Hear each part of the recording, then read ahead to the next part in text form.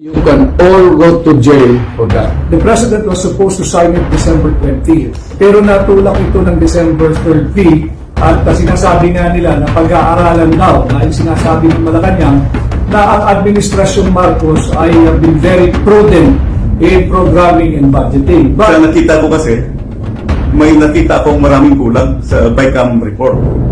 Yung Bicameral Conference Committee report, pinirmahan kahit may mga nakikita tayong bangko. Ito ang Istorya Pinas. Kung tingin mo napakaraming pagkakamali sa budget na iyan, sana hindi mo inaprubahan. Nag-veto item ka, kakapranggot. So ngayon mga kapatid, yung iyong budget ngayon na sinasabi mo suboptimal, sino ba nag-approve din at the end of the day? Siya pa din, di ba? So sabihin naman niya, hindi yan ang kasi yung ginawa ng Kongreso. Bakit? Mamamatay ba ang bayan? Hihinto ba ang buhay natin kung ibabalik mo sa Kongreso yan at ayusin nila? Hindi kasi magkakaroon tayo ng reenacted budget ng isang buwan. BICAM, then nag-small committee. Yung small committee na yon, sino yon? Sino yon? Yung ba ay yung dating Appropriations Committee Chairman? Si Senator Grace po? O hindi sila? O ibang tao po talaga ito? Hindi mo alam eh.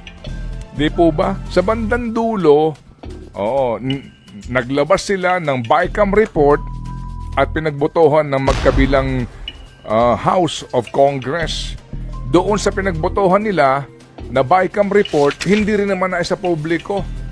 Ngayon sinasabi nung isang meron daw ding kopya, na totoo yan, na blanco yan, nag-fill in the blanks lang. Sino nag-fill up nito? Yan ho ang problema ng hindi po transparent na pagbubuo natin ng pambansang budget. At yan dapat ng reforma na mangyari. Kaya ngayon, ang sinasabi ho ng Malacanang, dumidepensa po dito, ang tanggapan ng Presidente, sinasabi na hindi maaring alam ni Presidente Duterte yan kasi unang sa lahat, naging Presidente daw siya, di ba? Hindi siya maaring mag-aproba ng budget na may blanco. Hindi nga po yun sinasabi, yung pinirmahan nyo, yung BICAM report na ibinigay sa inyo, nag-fill in the blanks kayo. Yun po sinasabi yung BICAM para lang natin maiklaro. Pero bakit tanggapan ng Presidente rito ang nagpapaliwanag din? Dapat magpaliwanag yung dalawang kapulungan ng Kongreso. Tama. Di ba? Kasi BICAM ito eh. Correct. Pero yun nga po ang isa sa mga problema sa bayan na ito. Yung kawalan po ng transparency sa pagbubuo ng budget. This is ridiculous. It is abhorrent Diba? that you signed it. And you're saying it's suboptimal but you still signed it. Right. It is abhorrent. Diba? It is abhorrent. Di ba sinasabi niya na itong budget na ito, you know, obviously are a suboptimal play of words, right? Opo.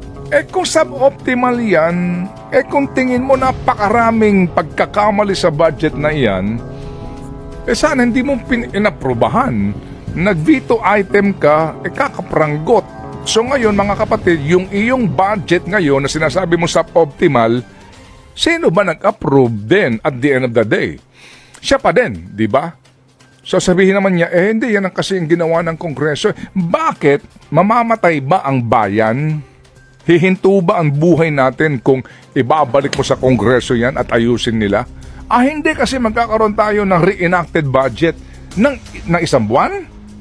Ano ho ba ang naging papel ni Secretary Recto doon mismo ho sa Bicameral Conference Small Committee na yan na nagdesisyon sa pambansang budget? Opo, at bukas sa informasyon na pinag-uusapan sa mga BICAM na yan, ay mukha po talagang, di ba? Para bagang ang nangyayari ngayon, bahala na si BICAM, si Batman, ganun po ang datingan. Si Ate Amy ay nanggagalaiti. Si daw ho mula kay Senate President Escudero at sinasabi sa kanyang sulat, dapat daw lahat na mapag-uusapan dyan sa BICAM TWG na yan ay ipaalam sa mga senador, etc. bla bla bla. At the end of the day, hindi sila pinakinggan. Importanteng isyong ito. Yung home budget sa DSWD.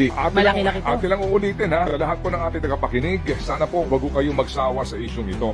Dahil nga sa kami po, ayaw ho namin magpa-apekto sa kung ano-ano pong maaaring diversion or brownout.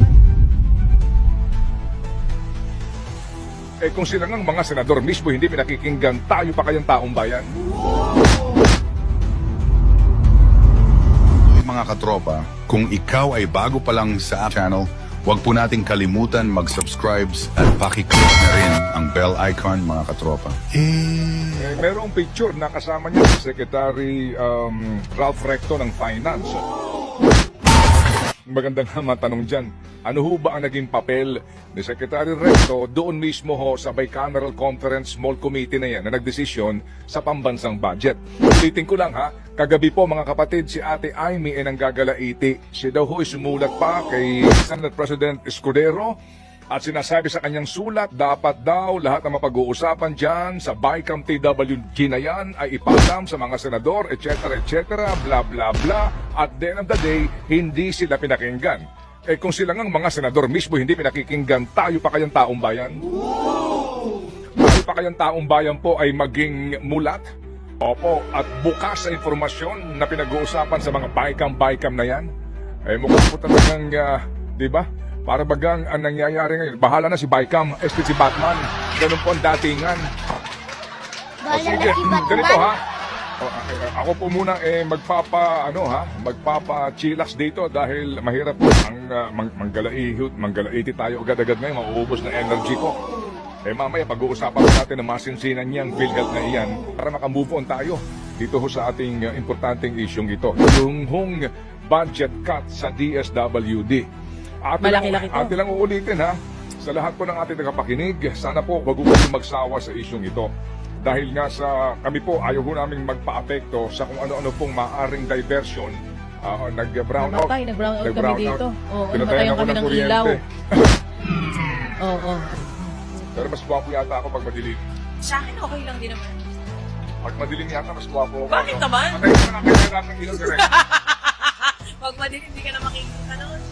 Talaga, parang trick-or-treat na tayo nun. Ay, alam mo naman tayo dito.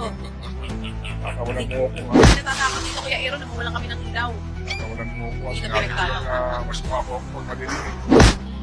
Mas kita ang iyong kulay Pilipino. O, tuloy mo yung topic sa PhilHealth. Talaga, nagkakawalan mo Hindi ako. na pinagtatawanan. Okay lang sa akin. Dati yung araw, hindi na ako. Mas gusto ko yung ganyan. Exotic. Hindi, mas maganda yung ganyang kulay. O, diba? Love your own, ika nga. Ginugulo, asa na ba ako? Eh, nandun ka sa PhilHealth. Ituloy mo. Hindi, hindi. O DSWD, 50 billion budget cut. Ayun, For peace, mga kapatid. Panawagan ho kayo sana magsasawa sa isyong ito. Hindi Ito ho na. kami magpapalihis ng aming atensyon. Kasi, okay, meron pong Quadcom recommendation. Okay, Mga fine. kakasuhan. Opo, binabanggit ko po, ito, sila ito. Ang mga Diba? dapat nakasuhan. Okay, opo. So yan ang kanilang rekomendasyon. Tanong, kailan po uusad yan? Tanong, kailan magsisimula yung actual na pagsasampa ng kaso? Kasi po sa Pilipinas, mga kapatid, sa kasaysayan po ng Pilipinas, ang paghahabla po ng kaso, pag nanakaw man sa kaban ng bayan, mahina po dito, 20 anyos, pero hindi pa ho with finality. Sa kasong kriminal, depende po naman yan. Kung sinong mga tao po ang nagdidemanda at dinidemanda. Pero sa atin din po, 20 anyos din yan. Hindi ho ba kaya ho, patay na inaakusahan, wala pa hong katarungan. Diba? Nanalo na ho ulit sa halalan po yung magnanakaw, wala pa rin pong katarungan. Ano ba ibig ko sabihin?